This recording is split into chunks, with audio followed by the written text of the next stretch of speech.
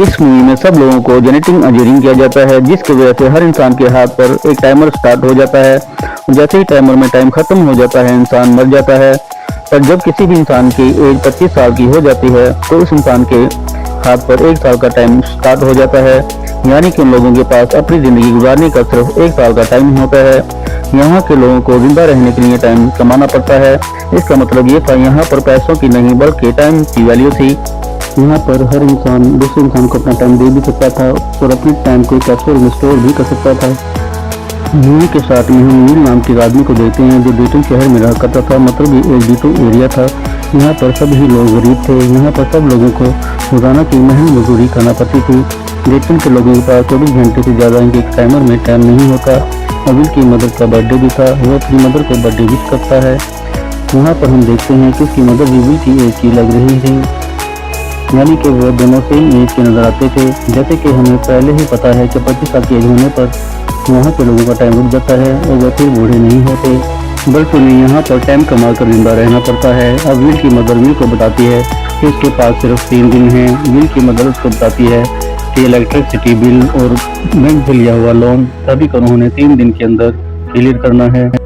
ये सुनकर विल अपनी मदर को कहता है कि वो किसी फैक्ट्री में काम करेगा और ये सभी बिल को पे कर देगा, जबकि विल की मदर उसको मना कर देती है और कहती है कि आज वो ओवर टाइम करेंगी और वो घर भी देर से आएंगी। उसकी मदर ओवर टाइम करके इलेक्ट्रिसिटी के बिल और बैंक से लिया हुआ लोन सभी को क्लियर करना चाहती थी, क्योंकि उनके सर पर बहुत ज़्यादा कर्ज था।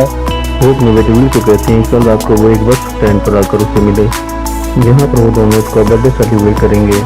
विल की मदर जाने से पहले विल को आधे घंटे का टाइम देकर चली जाती है ताकि वो ब्रेकफास्ट वगैरह कर सके। नेक्स्ट दिन विल को देखते हैं तो अपने काम पर जा रहा था। वहाँ पर छोटी सी लड़की को जिक्र नाम है माया, वो विल से विल का थोड़ा सा टाइम मांगती है। विल माया को अपना 5 मिनट का टाइम उसकी कैप्सूल में दे देता है। वो टाइम लेकर वहाँ से चली जाती है। इसके बाद विल अपनी फैक्ट्री एरिया में पहुँच गया था, जहाँ पर वो काम किया करता था। वहाँ पर आकर वो देखता है कि सभी चीज़ों के रेट बढ़ चुके हैं, यानी कि उसे ब्रेकफास्ट करने के लिए उन्हें पहले से ज़्यादा टाइम पे करना होगा, जिसके मैंने आपको पहले बताया कि यहाँ पर पैसों की नहीं टाइम की वैल्यू है। वहाँ पर विल के साथ विल का दोस्त भी था। अब ये दोनों चीज़ों के रेट देखकर परेशान हो जाते हैं, क्योंकि दिन ब दिन चीज़ों के रेट बहुत ज़्यादा बढ़ रहे थे। यहाँ तक कि ट्रांसपोर्ट के रेट भी। वो दोनों अपनी कॉफ़ी लेते हैं और अपने काम पर जाने लगते हैं, और तभी वो रास्ते में देखते हैं एक आदमी मरा हुआ था, यानी कि उसका टाइम खत्म हो गया था। रात को काम खत्म करने के बाद विल वहाँ से अपनी ट्रॉली लेकर चला जाता है और अपने दोस्त के साथ ही क्लब में जाता है। क्लब में जाने के बाद उसका दोस्त बहुत ज़्यादा ड्रिंक करता है। इस क्लब में एक आदमी को देखता है जो कि वो ज़्यादा मेन इंसान था। उसके पास एक सेंचुरी का टाइम था, यानी कि उस आदमी के पास 100 साल का टाइम था। आदमी जो वहाँ पर ड्रिंक कर रहा था, तो विल उसके हाथ को देखता है जिस पर बहुत ज़्यादा टाइम था, और विल उस अमीर आदमी के पास जाता है। मुझे कहता है कि उसे यहाँ पर नहीं होना चाहिए था, यहाँ के लोग उसको मार देंगे और मार कर उसका टाइम चुरा लेंगे। मगर वो अमीर आदमी उसकी बातों को सीरियस नहीं लेता और ड्रिंक करने लगता है। तभी वहाँ पर एक आदमी आ जाता है जो वहाँ के इलाके का गैंगस्टर होता है, वो लोगों से टाइम चुराया करता था। इस गैंगस्टर को ये खबर मिल गई थी कि बाहर में एक बहुत ज़्यादा अमीर आदमी है और वो वहाँ पर बैठा ड्रिंक कर रहा है। इसलिए गैंगस्टर वहाँ पर अमीर आदमी को लूटने के लिए आ जाता है। गैंगस्टर को देखकर क्लब में सभी लोग भाग जाते हैं। विल दूर खड़ा उस गैंगस्टर को देख रहा था। तब वो गैंगस्टर उस अमीर आदमी को गेम खेलने का बोलता है। अमीर आदमी उसको बोलता है कि मैंने बहुत ज़्यादा ड्रिंक की हुई है, इसलिए सबसे पहले मैं वॉशरूम जाऊँगा। वो अमीर आदमी वॉशरूम जाकर बहुत ज़्यादा घूमन करने लगता है। तभी गैंगस्टर का एक आदमी वॉशरूम के बाहर खड़ा था। विल उस आदमी को मार देता है जो वॉशरूम के बाहर खड़ा था। वो उस अमीर आदमी को लेकर वहाँ से भाग जाता है। विल को भागता देखकर गैंगस्टर उसके ग्रुप के लोग विल का पीछा करते हैं, मगर वो दोनों ही बिल्डिंग का दरवाज़ा खोलते हैं, उसके अंदर जाकर छुप जाते हैं। उस बिल्डिंग में छुप कर गैंगस्टर पर नजर रखते हैं। यहाँ पर वो अमीर आदमी विल को अपना नाम बताता है। वो कहता है कि मेरा नाम हेनरी है और मैं ग्रीनविच का रहने वाला हूँ। उसकी उम्र 105 साल की है। विल हेनरी से पूछता है कि वो इतना सारा टाइम यहाँ पर लेकर क्यों आया है। हेनरी उसको बताता है कि इतना ज़्यादा टाइम मेरे लिए मायने नहीं रखता। उसको कहता है कि इंसान एक टाइम के बाद हर चीज़ से उकता जाता है। मैं भी अपनी लाइफ से तंग आ गया हूँ। मैंने अपनी लाइफ में बहुत सी चीज़ें की हैं और अब मुझे अपनी ज़िंदगी गुजारने की ज़रूरत नहीं है। मैं जीना नहीं चाहता। हेनरी विल के हाथ को देखता है जिसके पास बहुत कम टाइम था। वो दोनों मिलकर वहाँ पर बहुत ज़्यादा ड्रिंक करने लगते हैं। दोनों वहाँ पर ड्रिंक करते हुए सो जाते हैं। अब सुबह को हेनरी विल को अपना सारा टाइम दे देता है और अपने पास सिर्फ 5 मिनट का टाइम रखता है और वहाँ से चला जाता है। विल जब सो करता है तो वो अपने पास बहुत सारा टाइम देखता है। विल को अब ये बात पता चल जाती है कि उसको ये टाइम हेनरी ने दिया होगा। दूसरी तरफ वहाँ पर हेनरी एक ब्रिज पर चला जाता है और वहाँ पर अपने टाइम खत्म होने का इंतजार करता है। जैसे ही हेनरी के 5 मिनट खत्म हो जाते हैं वो ब्रिज पर से कूद जाता है और सुसाइड कर लेता है और उस आदमी की डेथ हो जाती है। उसके बाद विल अपने दोस्त के पास जाता है और वहाँ जाकर उसको सब कुछ बता देता है। वो अपने दोस्त को बताता है कि हेनरी नाम के आदमी ने मुझे 1 सेंचुरी का टाइम दिया है। वो वहाँ पर 10 साल का टाइम अपने दोस्त को दे देता है। वहीं पर दूसरी तरफ विल की मदर को देखते हैं जिन्होंने अपने सभी बिल और बैंक के लोन को दे दिया था। अब वो अपनी सिटी डेटिंग जाने का सोचती हैं। वहाँ पर बस ड्राइवर विल की मदर से कहता है कि बस के रेट बढ़ चुके हैं, अब उनको 1 घंटे के बजाय 2 घंटे का टाइम देना होगा। और विल की मदर के पास खुद 1.5 घंटे का टाइम था। इनको ये बात पता चल गई थी कि इनके पास बहुत कम वक्त है, इसलिए वो अब अपने घर की तरफ भागने लगती हैं। वहाँ पर विल बस स्टैंड पर अपनी मदर का इंतजार करता है, लेकिन इस बस में इसकी मदर नहीं होती। अब वो अपनी मदर को ढूंढने के लिए वहाँ से चला जाता है। विल की मदर अपने बेटे तक पहुँचने वाली थी, लेकिन इनका टाइम खत्म हो जाता है और इनकी डेथ हो जाती है। ये देखकर विल बहुत ज़्यादा रोता है क्योंकि इसके पास तो 100 साल का टाइम था, लेकिन फिर वो अपनी मदर को नहीं बचा सका। दरअसल विल अपनी मदर को लेकर हमेशा के लिए ग्रीनविच जाकर रहने वाला था। उसने ये सोचा था कि ग्रीनविच जाकर वो अपनी और उसकी मदर अच्छी लाइफ गुजारेंगे। दूसरी तरफ वहीं पर इन्वेस्टिगेशन होती है जहाँ पर हेनरी ने ग्रीनविच से सुसाइड किया था। वहाँ पर टाइम कीपर आ जाते हैं। दरअसल ये टाइम कीपर पुलिस की तरह होते हैं, वहाँ पर आकर इन्वेस्टिगेशन करते हैं। इन टाइम कीपर्स का काम भी क्राइम को रोकना होता है ताकि कोई भी टाइम की चोरी न कर सके, वो सभी रिकॉर्ड में रह सके। टाइम कीपर ने वहाँ पर CCTV फुटेज चेक करते हैं, लेकिन उनको कुछ भी नहीं मिलता। इनको कुछ भी नहीं पता चलता कि हेनरी का टाइम किसने चोरी किया है। दूसरी तरफ अब हम विल को देखते हैं जो टाइम जोन को पार करके ग्रीनविच की तरफ जाने वाला था, जहाँ पर सभी अमीर लोग रहा करते थे। टाइम जोन मतलब सिटी का बॉर्डर थे। टाइम कीपर्स को ये बात पता चल जाती है कि विल नाम के एक आदमी बहुत ज़्यादा टाइम जोन को पार करके ग्रीनविच की तरफ निकल चुका है। टाइम कीपर के पास विल की अब एक पिक्चर भी आ जाती है जो कि टाइम जोन के कैमरा में आ गई थी। ग्रीनविच में आकर अब विल बहुत बड़े 5 स्टार होटल में ठहरता है। वहाँ पर रुककर वो खाना खाता है। वहीं पर हम एक लड़की को देखते हैं जिसका नाम दिव्या था। वो बहुत ही ज़्यादा मेरी फैमिली से ताल्लुक रखती थी और वहाँ पर बैठी लंच कर रही थी। अब विल वहाँ पर वेटरों से पूछा कि यहाँ पर भी किसिनो है, तो वेटर उसको किसिनो का पता बता देती है।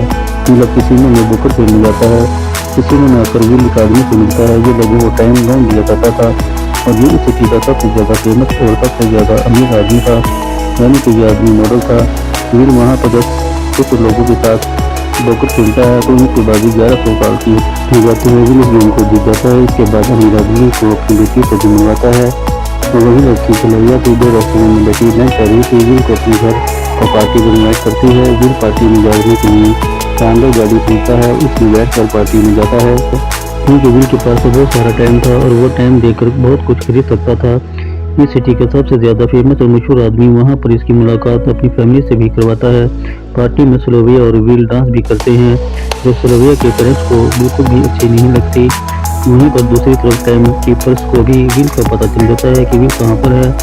तभी वहाँ पर टाइम कीपर आ जाते हैं। वो वहाँ पर आकर विल को पकड़ लेते हैं, उसे सारी इन्वेस्टिगेशन करने लगते हैं। टाइम कीपर का हेड जिसका नाम रे था वो विल से पूछता है कि इतना ज़्यादा टाइम तुम्हारे पास कहाँ से आया। विल इस हेड को सारी कहानी सुनाता है। वो कहता है कि एक हेनरी नाम के आदमी ने इसको ये टाइम गिफ्ट दिया है। इस बार पर टाइम कीपर हेड को बिल्कुल भी भरोसा नहीं था। वो विल से वहाँ पर सारा टाइम ले लेता है और विल के पास सिर्फ 2 घंटे का टाइम छोड़ देता है। और तभी वहाँ पर सरोया और उसके फादर को भी ये बात पता चल जाती है कि विल एक चोर है, वो एडिटर नाम के एरिया से आया है।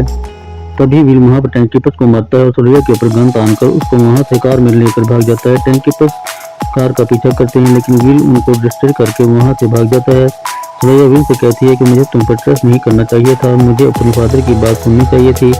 तभी विल सरोया को बताता है कि तुम्हें नहीं पता ब्रिटेन एरिया में जो कि विल का एरिया था वहाँ पर लाखों लोग टाइम की वजह से मर जाते हैं। ये सब कुछ इसके फादर की वजह से होता है क्योंकि लोगों को इंटरेस्ट पर टाइम देते हैं।